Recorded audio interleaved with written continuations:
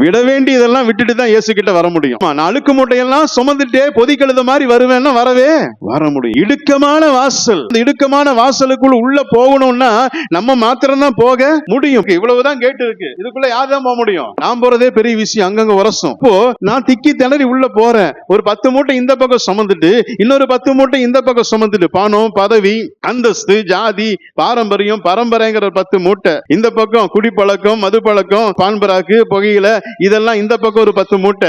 இந்த மூட்டையோடு கூட நான் உள்ள போக முடியுமா? நிச்சயமாய் முடியும். அதெல்லாம் வேதம் சொல்லுகிறது, அநேகர் உட்பிரவேசிக்க வகை தேடினாலும் அவர்களால கூடாமல் போலி. சபைக்கு வந்தாலும் சரி, 1000 பிரசங்கங்களை கேட்டாலும் சரி, விட வேண்டியதெல்லாம் விடல அப்படின்னா இயேசு கிட்ட நம்ம போக முடியாது. ஏன்னா வாசல் இடுக்கமானது. இதனுடைய அழுக்கு மூட்டை, கந்தலான மூட்டை, குப்பை மூட்டை, இது எல்லா மூட்டையும் நீ வெளியே விட்டுட்டு வாசலுக்குள்ள வந்தா தான் இயேசு கிட்ட.